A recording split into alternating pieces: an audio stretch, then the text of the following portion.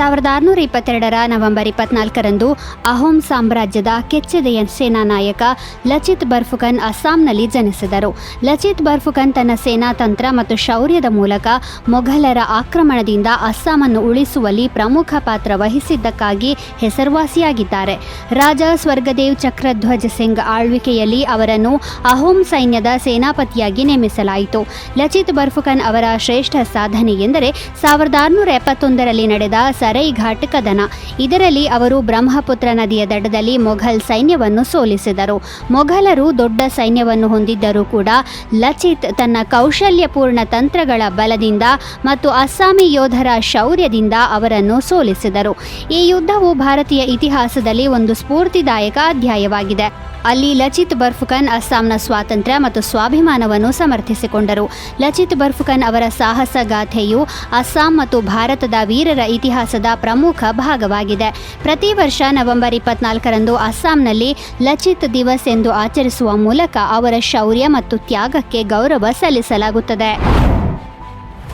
1675ರ November 24ರಂದು Gregorian calendar ಪ್ರಕಾರ ಸಿಖ್ ಧರ್ಮದ 9ನೇ Guru Tegh Bahadur G ಅವರು ಧರ್ಮ ಮತ್ತು ಮಾನವೀಯತೆಯನ್ನು ರಕ್ಷಿಸಲು ತಮ್ಮ ಜೀವನವನ್ನು ತ್ಯಾಗ ಮಾಡಿದರು. ಗುರು ತೇಗ್ ಬಹದ್ದೂರ್ ಜಿ ಅವರನ್ನು ಹಿಂದ್ ಕಿ ಚಾದರ್ ಎಂದು ಕರೆಯಲಾಗುತ್ತದೆ.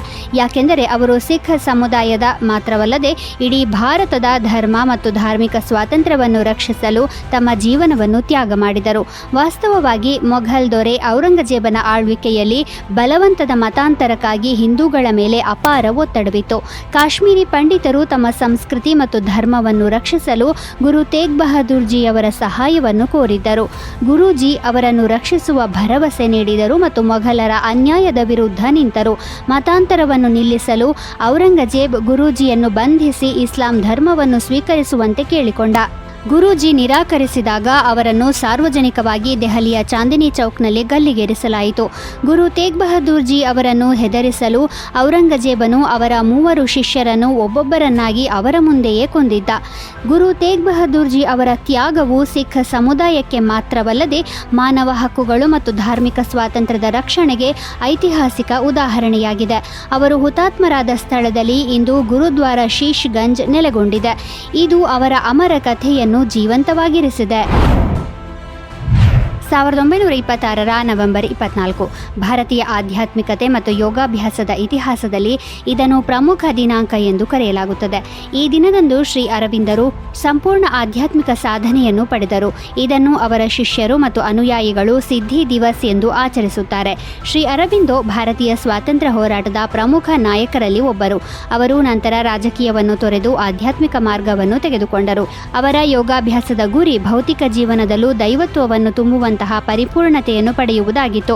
1926ರ ನವೆಂಬರ್ 24ರಂದು ಅವರು ದೈವಿಕ ಪ್ರಜ್ಞೆ ಮತ್ತು ಶಕ್ತಿಯನ್ನು ಭೂಮಿಯ ಮೇಲೆ ಅನುಭವಿಸಿದರು. ಇದನ್ನು ಅವರ ಯೋಗದಲ್ಲಿ ಒಂದು ಹೆಗ್ಗುರುತು ಎಂದು ಪರಿಗಣಿಸಲಾಗಿದೆ. ಅಲ್ಲಿ ಅವರು ಪರಮ ಶಕ್ತಿಯನ್ನು ಅನುಭವಿಸಿದ್ದರು. ಈ ಮಹತ್ವದ ದಿನದ ನಂತರ ಶ್ರೀ ಅರವಿಂದರು ತಮ್ಮ ಹೆಚ್ಚಿನ ಸಮಯವನ್ನು ಸಂಪೂರ್ಣ ಯೋಗಾಭ್ಯಾಸ ಮತ್ತು ದೈವಿಕ ಪ್ರಜ್ಞೆಯ ವಿಸ್ತರಣೆಗೆ ಮೀಸಲಿಟ್ಟರು. ಈ ಘಟನೆಯ ನಂತರ ಪುದುಚೇರಿಯಲ್ಲಿರುವ ಶ್ರೀ ಅರವಿಂದೋ ಆಶ್ರಮವು ಆಧ್ಯಾತ್ಮಿಕ ಅಭ್ಯಾಸದ ಕೇಂದ್ರವಾಯಿತು. ಶ್ರೀ ಅರವಿಂದೋ ಅವರ ಈ ಸಾಧನೆಯು ವೈಯಕ್ತಿಕ ಸಾಧನೆ ಮಾತ್ರವಲ್ಲ, ಮಾನವೀಯತೆಯ ಆಧ್ಯಾತ್ಮಿಕ ಬೆಳವಣಿಗೆಗೆ ಮಾರ್ಗದರ್ಶಿಯಾಗಿದೆ.